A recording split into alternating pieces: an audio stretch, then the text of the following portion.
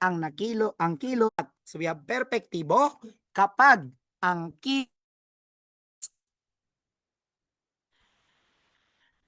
perpektibo kapag ang kilos ay tapos na. In English, ito lang po yung past tense. Again, perpektibo, past tense. Pag perpektibong katatapos, guys, naga-indicate po siya katatapos lamang gawin. Pag imperfectibo naman, guys, ang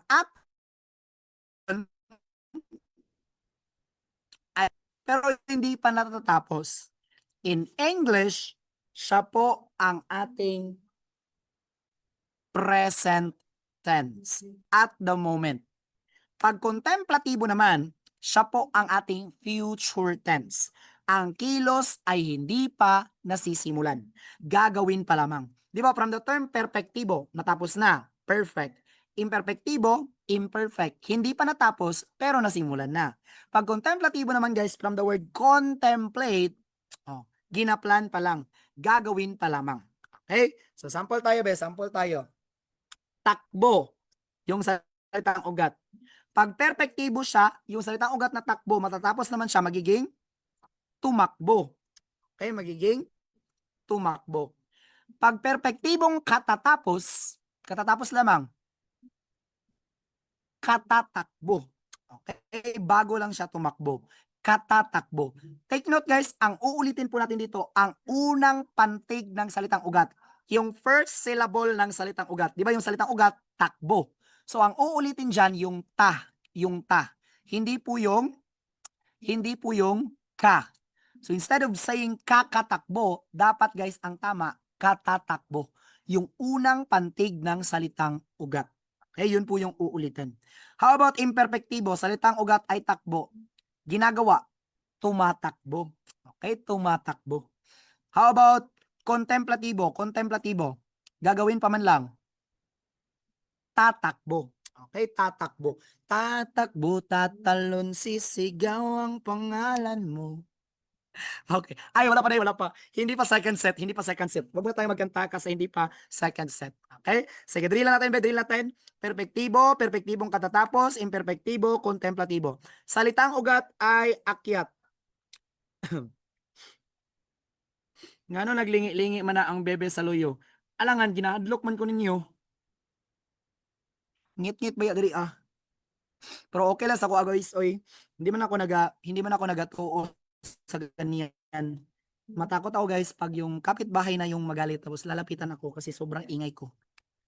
Okay, sige lang laban, ilang oras naman lang matatapos na tayo. Okay? Putol-putol lagi ka sir. Sige lang ha, babalik nito guys. Feel ko ang signal kasi dito guys. Okay, feel ko guys kay ano siya guys. Medyo ano kasi siya dito, medyo yung ano ba sa Tagalog yung dagom. Makulimlim ang ating langit. Makulimlim siya guys. Medyo may mga ano siya guys, may mga darkness. Okay. ng mga clouds. Okay. So salitang ugat ay akyat. Ano siya sa perpektibo? Umakyat kasi tapos na. Ano naman siya sa perpektibong katatapos? Again, ang uulitin hindi yung ka, ang uulitin ang unang pantig ng salitang ugat. Salitang ugat ay akyat. Ano siya sa perpektibong katatapos? That is kaaakyat. Again, kaaakyat. Okay, perpektibong katatapos, kaaakyat. Imperpektibo, ginagawa at the moment. Umaakyat. Again, umaakyat. How about contemplatibo? Aakyat. Again, aakyat. Gagawin pa lang. Perpektibo, guys, naglinis. Ang perpektibong katatapos, kalilinis. Bago lang ginawa. Imperpektibo, naglilinis. Contemplatibo, maglilinis. Gagawin pa lang. Perpektibo, natulog. Perpektibong katatapos, katutulog. Bago lang. Imperpektibo, natutulog. And contemplatibo, kayo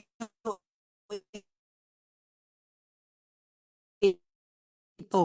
After contemplatibo, gagawin pa lang, aalis. Nakasabay tayo? How about this one? Naglaba. Perpektibo. Perpektibong katatapos, kalalaba. Imperpektibo, naglalaba. Kontemplatibo, maglalaba. O, maglalaba yung iba ugma or bukas kasi Saturday. Kaya lang, flex to learn man kayo, no? So, dapat nakapaglaba na today. Kasi bukas, may class naman kayo. Excuse me po. Excuse me po. Sapagkat hindi po natutulog ang balita. 24 oras nakatutok kami. Excuse me po. Ang sarap mo, Pia. Sinisipon ako, guys. But anyway, laban. Okay? Okay. Perpektibo. Excuse me po. Perpektibo, sumulat. Perpektibong katatapos, kasusulat. Yung perpektibo, sumusulat or nagsusulat. Okay? Kontemplatibo, susulat. Again, susulat. Perpektibo, umasa. Perpektibong katatapos, guys, is kaaasa. Yung perpektibo naman, umaasa. And kontemplatibo, aasa. Okay, na-get sila, guys? Saan nga kapag natapos na? Perpektibo. Katatapos lamang gawin ng action, perpektibong katatapos. Ginagawa ang action at the moment, imperpektibo. Pero pag gagawin pa lamang, kontemplatibo. Okay? Isang bucket pa table 5 may nalaman lang. Sige na guys. Malapit na po ang ating second set. Second set, so i-ready na po ang inyong mga ears. Okay, so punta tayo ngayon guys sa pang-uri. Okay, pag pang-uri people in English, ito po yung ating adjective. And di ba kapag adjective, it describes a noun or a pronoun. So kapag pang-uri in Filipino, ang ginadescribe niya people or nilalarawan niya people is ang pangalan at panghalip. Di ba pag adjective, ginadescribe niya yung noun at pronoun, binibigyan niya ng characteristics. Pag pang-uri, still, siya po ay nagbibigay ng characteristics or katangian sa ating pangalan at panghalip. Because when you say pangalan, di ba yan yung noun? Pag panghalip naman, yan yung pronoun. Okay? So guys, punta tayo dito ngayon. Sa next one. Example natin. Excuse me po. Sa pang-uri guys, again, adjective in English, naga-describe sa pangalan at panghalip. Okay, so gina-describe niya. So example tayo guys ng mga pang-uri dito. Example tayo ng mga pang-uri dito. Halalag pa siya. Lag pa siya people. Or hindi na. Umaasa ako sa iyo, sir. Hi. I miss you, sir. Ha, nagkita na rin tayo. Bitaw, sir, bantog lag ka, bitaw, kay na ay naga-interrupt. Ayaw mo pa, yaga dira, guys, na nag-interrupt. Bahala, Jud mo dira. Sige, Jud. Magkuan jud ko. Sige, muhawa jud ko diri ron. Ngit-ngit kayo. Bahala, Jud mo dira. Ang gi-highlight yung umaasa, murag ako. Umaasa. Sige na, ay, umaasa. Sige na, balik na tayo. Focus na tayo guys, kasi malapit na tayong matapos. Pag hindi tayo matapos, tayo ang matatapos. Okay, matamis ang inihaing mangga ni Aling Ising. Saan ang ating pang-uri? Ang nag-describe sa pangalan at panghalip. At is, matamis. Nagbibigay katangian sa salitang mangga. Huy, ang mangga man, ang paksa dito, di ba? Ang mangga. Di naman si Aling Ising ang matamis. Okay? Ang mangga po ang matamis. Binibigyan niya po ng katangian ang mangga. So, siya po ang ating pang-uri. Okay? Siya po ang pang-uri. Now, next tayo. Napakaganda nga ng bestidang iyan. Napakaganda nga ng bestidang iyan. So, yan kanina, matamis. Ang describe niya, mangga. Ang mangga ay pangalan, so ang matamis ay pang-uri. So, next one. Napakaganda nga ng bestidang iyan. Saan po ang ating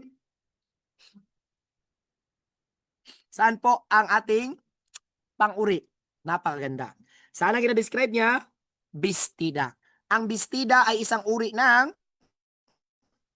pangalan. Okay, pangalan. Sir, bakit siya naging pangalan? Kasi guys, di ba bestida, pangalang tahas, nahawakan. So, ang napakaganda is ang ating pang-uri. How about this one? Siya ay higit na matalino kaysa sa kanyang kuya. Saan ang ating pang-uri? matalino. Saan ang ginadescribe niya? Ang siya. Ang siya ay anong bahagi ng pananalita yan? That is, panghalip. Di ba, ang i-describe ni pang-uri, dalawa lang ang pwedeng i-describe ni pang-uri, ang pangalan at panghalip. So kapag ang ina-describe niya panghalip, yan ay pang-uri. Nakasabay tayo? So, kasabay tayo matalino ay pang-uri. Okay, ganoon lang siya kasimple ha. Kapag pang-uri, ano ang ina-describe niya? Pangalan at panghalip. Now guys, pag pang-abay naman, ang ginadescribe niya ngayon, tatlo. Pang-uri, pandiwa, at kapwa pang-abay. In short, yung pang-uri na nagadescribe sa pangalan at panghalip, kayang i-modify or i-describe ni pang-abay. Okay? So, pang-uri, pandiwa, at kapwa pang-abay, kaya niya pong i-modify or i-describe. Okay, how about this one? Dahan-dahang umalis ang mga bata. Okay? Dahan-dahang umalis ang mga bata. Saan ang pandiwa? Dahan-dahan. Saan ang ginadescribe niya na salita? Umalis. Ang salitang umalis ay anong bahagi ng pananalita ang salitang umalis? That is pandiwa. Therefore, ang dahan-dahan ay ang ating pang-abay. Nakasabay tayo guys, nakasabay tayo. Sir, bakit po? Kasi ang ginadescribe lang ni pang-abay, ano yon? Pang-uri, pandiwa, kapwa, pang-abay. Okay? This one, mabilis sinuli ng bata ang palaka. Saan ang ang pang-abay? Saan ang pang-abay dito? Mabilis. Okay? Mabilis. Saan ang ginadescribe ng salitang mabilis? Ang palaka ba? Ang palaka? Ang salitang hinuli. Okay? So, kumbaga guys, it answers the question, paano hinuli. Okay? Yes po, tama po, Sir Martin, adverb po siya. If ang ating pang-uri ay adjective, ang ating pang-abay po ay adverb. Yes po, tama po, Sir Martin. Okay, sige. So, yung hinuli guys, dito is pandiwa, ginadescribe ng salitang mabilis. Therefore, ang salitang mabilis ay pang-abay. Nakasabay tayo. Saan po ang ating pang-abay dyan? Talagang maganda si Mamita. Saan ang ating pang-abay? Yes po, tama po. Ma'am Saibel. Okay, mabilis ang pang-abay, ang hinuli ay pandiwa. Yes po, tama po. Okay, dito tayo guys. Talagang maganda si Mamita. Saan ang pang-abay dito guys? Talagang maganda si Mamita. Okay, saan ang pang-abay dito? Talagang maganda si Mamita. Okay, napalingon ako guys kasi binabasa ko yung comment ninyo. Hindi ako napalingon kasi natatakot ako. Hindi ako natatakot. Napalingon lang ako guys. Okay, kasi tinitingnan ko yung comment ninyo. Talagang maganda si Mamita. Tingnan muna natin. Guys, ang salitang maganda. Hindi pa yan yung ating pang-abay. Ang salitang maganda, saan dyan ang ginadescribe niya? Si Mamita. Okay, tama po. Si Mamita ang ginadescribe. Ang salitang si Mamita ay anong bahagi ng pananalita si Mamita? Anong bahagi ng pananalita si Mamita? That is pangalan. Again, pangalan. Pangalan po si Mamita. Salitang maganda. Ang salitang maganda ngayon. Ang salitang maganda ngayon ay pang-uri. Di ba? Kapag ang pang-uri, kung sa na, pang-uri, nag-describe sa pangalan at panghalip. So since ang salitang si Mamita ay isang pangalan, ang salitang maganda ngayon ay ang ating pang-uri. And therefore, ang salitang talagang ay ang ating pang-abay. Sir, bakit siya naging pang-abay? Kasi ginadescribe niya man ang word na maganda, which is pang-uri. Di ba sabi kanina sa definition, kapag pang-abay, ano yung ginadescribe or ginalarawan niya? Pang-uri, pandiwa, kapwa, pang-abay. So in this situation, ang salitang talagang is ang ating pang-abay. Okay, bakit sir? Bakit nagets guys? Bakit siya ang pang-abay? Kasi ginadescribe niya ang salitang maganda, which is pang-uri. Okay, nakasabay tayo? Kasi nga, tatlo lang. Ang pwede lang niya i-describe, pang-uri, pandiwa, at kapwa, pang-abay. So that is pang-abay. Pero kapag ang ginadescribe niya guys ay pangalan at panghalip, anong tawag sa kanya? Nag-describe sa pangalan at panghalip, that is what? That is pang-uri. Okay, pang-uri. Okay? Sige. Now, this time, guys, cover your ears. Let's have our second set for tonight. Sample tayo, guys, and dapat mag-answer kayo pang-uri or pang-abay. Ano nga yun kapag pang-uri? Ang ginadescribe niya ng salita ay pangalan or panghalip. Pero pag pang-abay, pwede pang-uri, pandiwa, at kapwa pang-abay. Okay? So, okay, mag-comment tayo dito ngayon sa ating comment section. Okay, yun okay. Okay, walang sa akin na mag-present ng sample na ito, guys. Sige, pang-uri or pang-abay. Water break muna ako. This set is brought to you by Nature Spring. Sumingit pa ng set to cover your ears. Hanggang ngayon,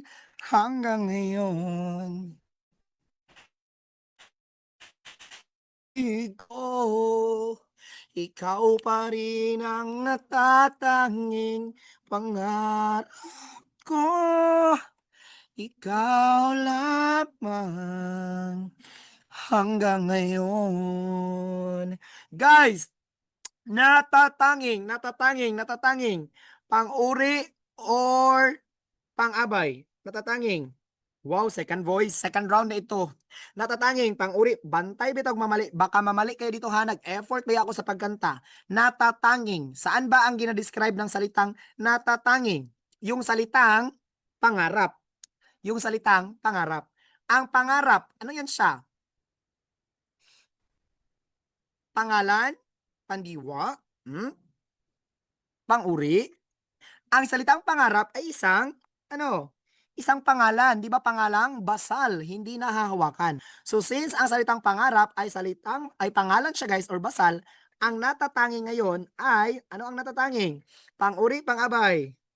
That is pang-uri, pang-abay. Ala, nabudol ang iba.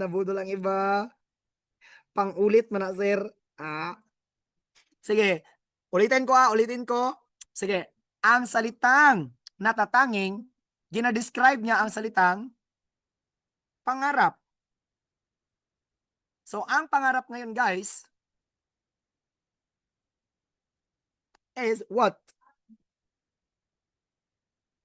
Ano siya? Siya ay pangalan. So, kapag pangalan, abstract noun ang pangalan. Tama po. O, sige, I will give you chance to edit your answer if nagets na siya. Okay, so that is pang-uri. Okay, pang-uri. ang ano natin ngayon, guys, kay ang score natin ngayon kay Kuan. 5 points sa akin, 3 points sa inyo kasi may mga nabudol. 5 points ako kasi okay may yung sige, let's say 4 points na lang kasi hindi perfect yung execution ng kanta. Okay? 4 points sa akin, 3 points sa inyo kasi may namali. Okay? Sige, next song, bawi kayo, dapat perfect ninyo. Sige, dapat ma-perfect ninyo. Here's our next song for the second set. Alam. Sabayan niyo ako ha. Bakit ngayon ka lang dumating sa buhay ko? Pilit binubuksan ang sarado ko ng puso. Sige. Pilit. Gina-describe niya binubuksan. Excuse me po. Pilit binubuksan. Pang-uri, pang-abay.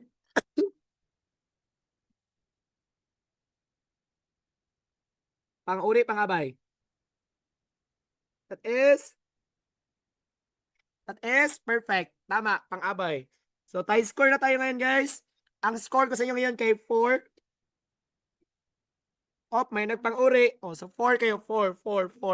Sa akin, sa execution ng kanta ko kay... Sige, 4. 4. Okay, so 4 tayo ngayon. 4. Tama. Next song tayo, bawi. Ay, ito yung karugtong, guys. Ikaw ba ay nararapat sa akin at siya ba'y dapat ko nang limutin? Nais kong malaman, nais malaman, bakit ngayon ka lang dumating? Nararapat, pang-uri, pang-abay, pang-uri, pang-abay, pag-uri, pag-abay, nararapat, pag-uri, pag-abay. Oh, gina-describe yung ikaw. Pag-uri, pag-abay. Okay. Pag-uri, pag-abay. That is, nararapat, nararapat. Perfect po. Tama po si Sir Hainon. That is, nararapat. Tama po si kay Sir Christian, no? Kay Ma'am Christian, no? Kay Ma'am Christian Teya, no? May question mark sa kanya. Pang-uri, sir. Okay. Sir Vincent Ray, kay pang-uri. Ma'am Christine Jane, pang-uri. Tama. Okay. Yung iba, nabudol. Okay lang yan, okay lang yan.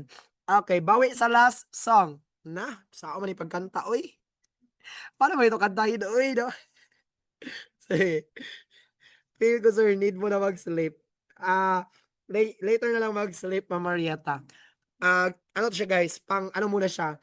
Para sa bata, para sa bata, para sa bayan. Panggatas. Okay, uy, pero laban tayo, halaban tayo. Kailang minutes na lang, guys, matatapos na kayo. I know may klase pa kayo bukas and ako rin may klase.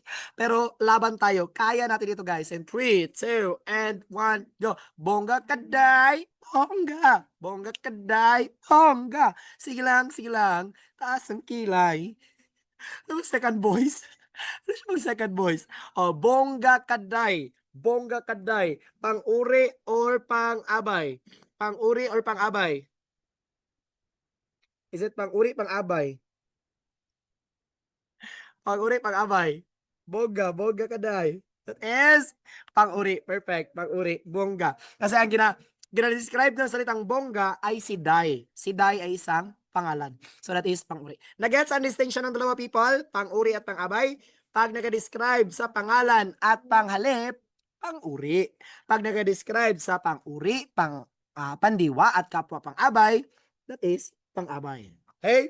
Now, punta tayo kay pang-ugnay. Hala, malapit na tayo, guys. Dalawa na lang talaga, guys. So, punta tayo ngayon kay pang-ugnay. Now, kapag pang-ugnay, guys, meron po tayong tatlo. Okay? Pag pang-ugnay, guys, of course, ginagamit sila sa pag-connect ng mga words or mga phrases inside the sentence or paragraph. So, guys, meron tayong tatlo. Pangatnig, pang-angkop, pang-ukol. Again, pangatnig, pang-angkop, pang-ukol. Pag pang-ugnay, ha? Pangatnig, pang-angkop, pang-ukol. Nig, kop, kol. Again, nig, kop, kol. One more time. Nig, kop, kol. Pangatnig, pang-angkop, pang-ukol. So, una tayo, guys, with pangatnig. In English po, ang mga pangatnig, sila po yung ating conjunction. Again, conjunction. So, ginagamit po sila, guys, sa pag-uugnay ng isang salita sa kapwa salita o isang parirala sa kapwa parirala o pangungusap sa kapwa pangusap. Ang point lang, ha, nag-augnay sila ng mga salita or phrases para mabuo ang tamang ideya. So in short, under pangatnig, ang aalamin mo lang talaga ano yung appropriate usage na, guys. And para malaman mo ang tamang pangatnig, ang kailangan mo lang talaga, guys, is yung dalawang C, comprehension and common sense. Yan lang yung key mo, guys, para makuha ang kung ano ang tamang pangatnig. So let's have this one. Ito po yung mga pangatnig. At, o, kaya, habang, kapag, upang, kasi, ngunit, sapagkat, sa makatuwid, samantala. Pero hindi natin sila i-memorize kasi napakarami po ng mga pangatnig. Okay? Ang point lang, guys, kapag gagamit ka po ng pangatnig, you always understand first ano yung meaning ng pangusap, yung context niya, para magamit mo ang tamang pangatnig. Okay, let's have an example. Para maniwala kayo, guys, na comprehension and common sense lang talaga ang kailangan. Namatay si Mang Isko, blank ang kanyang prinsipyo ay mananatiling buhay. So yung statement dito, guys, is parang magkasalungat sila. Namatay tapos mananatiling buhay. So in short, ang gagamitin mo rin na pangatnig is yung mag-connect sa dalawang ideya na nagkakasalungatan or contradicting ideas. So, ngunit, kaya, sapagkat, o. Asan dyan ang appropriate gamitin? Sige, paki-comment ng letter. O, diba? Common sense lang ang kailangan, guys. Okay, that is what? That is ngunit. Okay? Ngunit. Okay, this one. Ang kamay or ang kanyang prinsipyo ay mananatiling buhay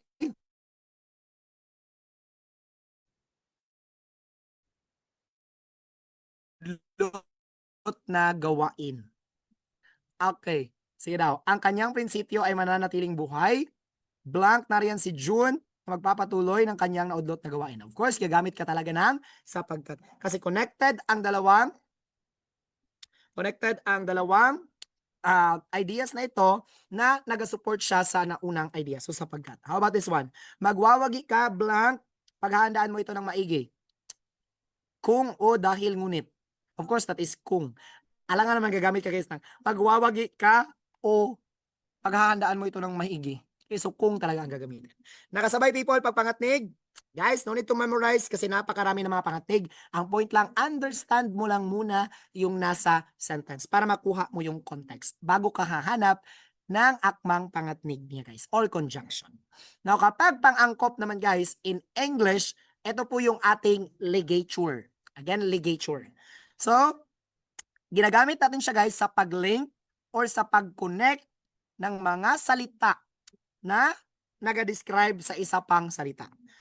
So, meron po tayong tatlo. We have NA, NG, and G. Collectively, Nanang G. Si Nanang G. Okay? Parang Nanang G ang kanyang katuwan. Okay, si Nanang G. Okay guys, pangkop na tayo with na. Ito ay nag-uugnay ng dalawang salita na kung saan ang nauunang salita ay nagtatapos sa mga katinig maliban sa titik na N. So, sinusulat ito ng kahiwalay sa mga salitang nag-uugnay. So, dili siya gina-connect guys sa mga word na sinusundan niya. And saan lang daw siya ginagamit guys? Sa mga salitang nagtatapos or nag-end with katinig. So, what is katinig? In consonant, that in English, that is consonant. So, hindi siya yung A, E, I, O, U. So, pwede B, C, D, F, G, H, and so on. So, yan po yung mga katinig natin. So, this one, sample. Ang malinis na hangin ay ating kailangan. Okay. Saan yung dalawang salita na pinag-ugnay dyan? Malinis, tsaka yung hangin. So, ang salitang malinis ay nagtatapos sa letter S, and since yan ay katinig, ang ginamit ay na. Okay? So, kailan ginagamit ang na? Kapag ang sinundang salita ay nagtatapos sa katinig or consonant. Nakasabay tayo. Focus tayo guys. Ilang minutes na lang, matatapos na tayo. Next na pang-angkop is ang NG. Ito ay isinusulat karugtong ng mga salitang nagtatapos sa mga patinig. So in short guys, vowel sound or vowel letters dapat ang sinusundan niya sa kakagagamit ng NG. Okay, again, ito ay sinusulat karugtong ng mga salitang nagtatapos sa mga patinig or vowel. Ano yung mga vowel letters natin? A, E, I, O, U. So kapag ang sinundan A, E, I, O, U na mga salita guys, ang ending niya ay A, E, I, O, U, ang gagamitin po NG. And kailangan talaga siyang idugtong doon sa salita. Example, pinipigil ng malalaking ugat ng mga puno ang baha. Okay, pinipigil ng malalaking ugat ng mga puno ang baha. Ano yung dalawang salita na gi-connect natin dito? Yung salitang malalaki tsaka yung ugat. Yung salitang malalaki nag-end with letter I. Question, ang letter I, katinig, patinig. That is, patinig yan. A, I, I, O, U. And since patinig yan, ang ginamit guys, NG, hindi NA. Nakasabay tayo people? Pag katinig or consonant, ang last letter, anong gagamitan? NA. Pero kapag patinig or A, E, I, O, U, ang last letter, anong gagamitan? NG. Now sir, saan naman ginagamit ang G? Ginagamit ang G guys para sa mga salita na nagtatapos sa letter N. Okay? Kaya siya exempted ang letter N kanina guys, maliban sa titik N kapag NA ang gagamitin kasi ang titik na N may sarili po siyang pang-angkop na letter G. So for example, masayang binuksan ni Romina ang kahong natanggap. Okay, masayang binuksan ni Romina ang kahong natanggap. Asan yung dalawang salita na pinagdugtong natin? Masaya, pwede siya masaya at binuksan, pero ang focus natin dito guys is yung N. So that is kahon at ang natanggap. Okay, kahon at natanggap. So yung kahon nag-end with letter N. So since letter N yan siya guys, ang ginamit, G na lang. Okay, so kahong natanggap. Okay, kahong natanggap. Okay, kahong natanggap. Okay? Sige.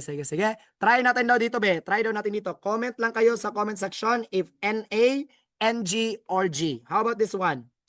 Bahay blank bato. Ano ang gagamitin? Mabilisan lang. 3 seconds. 1, 2, 3. Anong gagamitin? Na. Bahay na bato. This one. 3, 2, 1. NG. Kaibig. NG. I mean, G. Kaibigan. Kasi nagtatapos na sa letter N. Masaya blank bata. Anong gagamitin? NG. Masayang bata. How about this one? Alon plus malakas. Anong gagamitin? G. Along malakas. How about this one? Kadena plus ginto.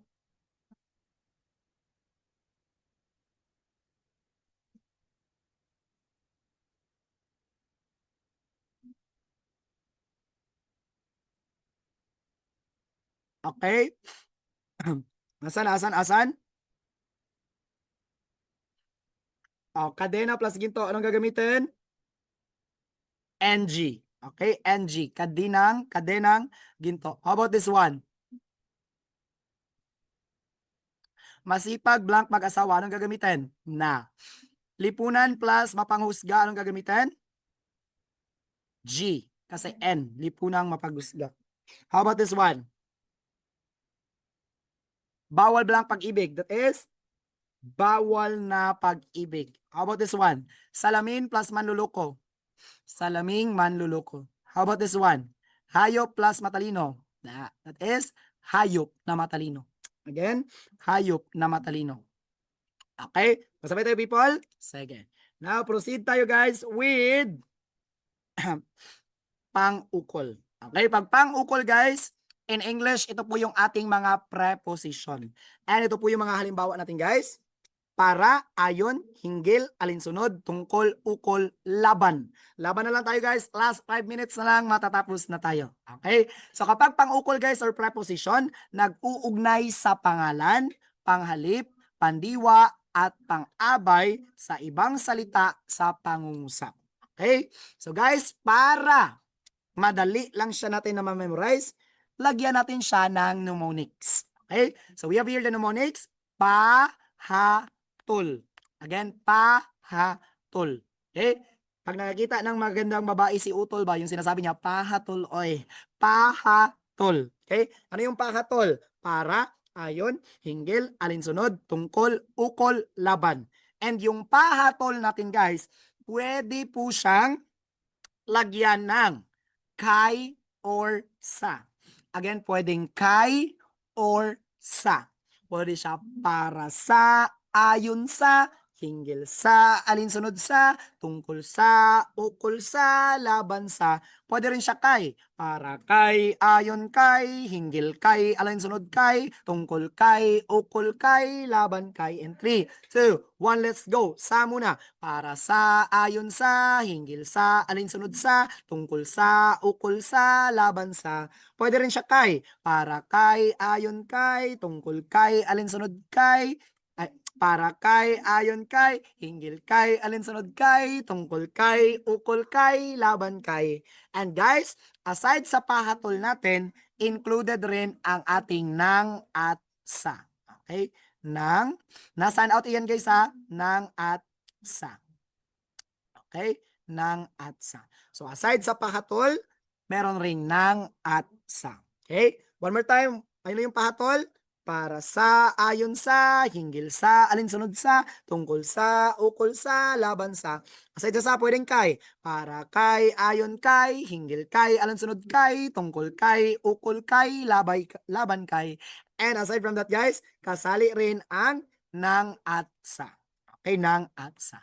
And guys, the last part ng guys, pananda na lang talaga.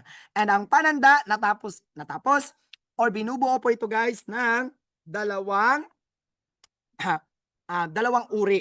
Okay. So we have pantukoy at pangawing. Okay. Now, pag pantukoy people, ito po ay katagang ginagamit sa pagtukoy sa tao, bagay, lunan, or pangyayari. Sabi nyo, pantukoy sir, ginagamit sa pagtawag ng aso. Corny. Pantukoy. Okay, tukoy-tukoy. Pag pantukoy guys, of course, ginagamit sa pagtukoy sa tao, bagay, lunan, or pangyayari. Okay? So guys, kapag pantukoy kasi guys, sa English, like the, and, an, so yun po yung mga determiner, mga articles natin guys. Articles sa mga determiners natin guys. Sa mga pananda. Pag sa English kasi guys, pag ang word kay synonyms, lalagyan mo lang siya ng S or IES. Okay? Lalagyan mo lang siya ng S or IES. Pero pag sa Filipino kasi guys, hindi kasi yun ang mangyayari. Kaya guys, gagamit ka ngayon ng mga panty na isahan at maramihan. Kasi sa English, pwede lang mag-S or IES. Pwede na siya guys. Pero dito sa Filipino, hindi man siya ganun guys. Hindi mo ka pwede magamit ng, like example, pag sa English, flower, singular. Pag plural ng flower, flowers. Hindi man pwede sa Filipino na bulaklak. Pag marami, bulaklaks. So gagamit ka ng pantukoy na isahan at maramihan. Okay. So isahan pag ang. Pag maramihan, ang mga. So you can say, ang bulaklak, isahan. Pag marami, ang mga bulaklak. Okay, hindi man pwede ang S. Ang ibon, ang mga ibon. Hindi man pwede ibon, ibons.